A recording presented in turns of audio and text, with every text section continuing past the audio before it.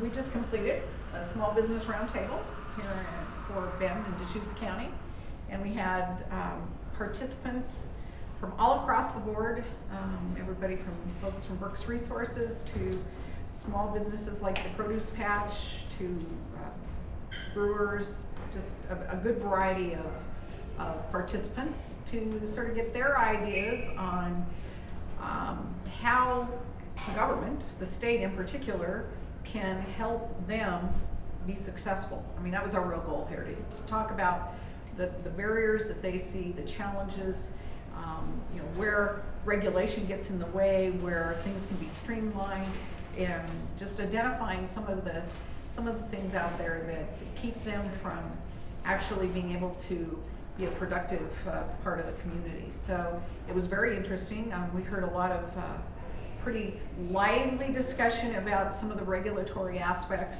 of being in business and how ideas about how we might be able to sort of stem some of those regulations and you know, sort of clear some things out of the way so the path is a little clearer for them to, you know, be able to actually engage in their business and contribute to the economy. So it was a good, vibrant, lively discussion. As I told them, the best ideas don't come from me or from Dave, they come from, you know, constituents, citizens, the people out there in the community who are actually on the ground, you know, with the ideas and doing things. So it was a good, solid, lively discussion, and I think we'll come out of it with some good ideas about some things we can do from the state perspective to help and not hinder.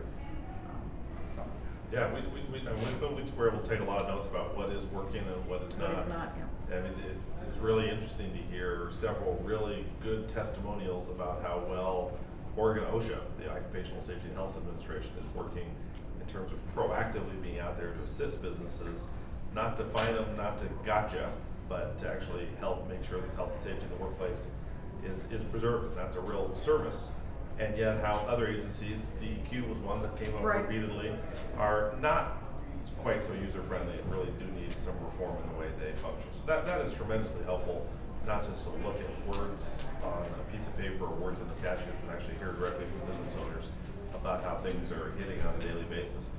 Quite a bit of talk about infrastructure and the needs, especially in Bend, as it is growing, transportation, sewer, water, other kinds of infrastructure, land use, how we need to have not a far left or a far right approach, but the kind of approach that Judy and I have tried to take, which is finding the middle ground that's going to be good for business and still leave us with a livable community and a livable state.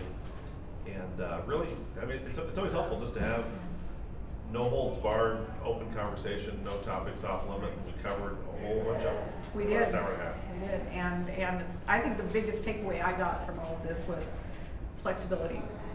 First and foremost, you know, the regulatory process, there needs to be flexibility built in so that the people that are implementing the statutes or the local regulations, that they feel that they, you know, that it's not always a square peg in a square hole, as one of the participants said, but sometimes you have a round peg and you need to figure out, you know, where that can fit in the process. So I think first and foremost, it's, you know, let's make sure that whatever we do, there is flexibility built into that.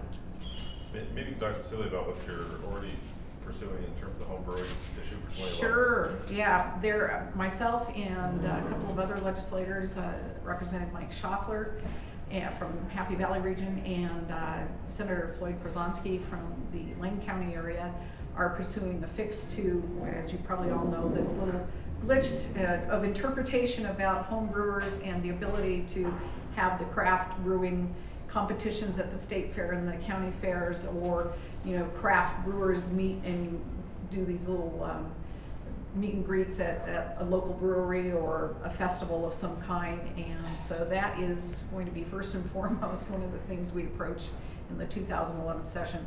It's an anachronistic part of the statute that goes way back to the Prohibition era or the post-Prohibition era, and it's one of those things that we just need to get off the books.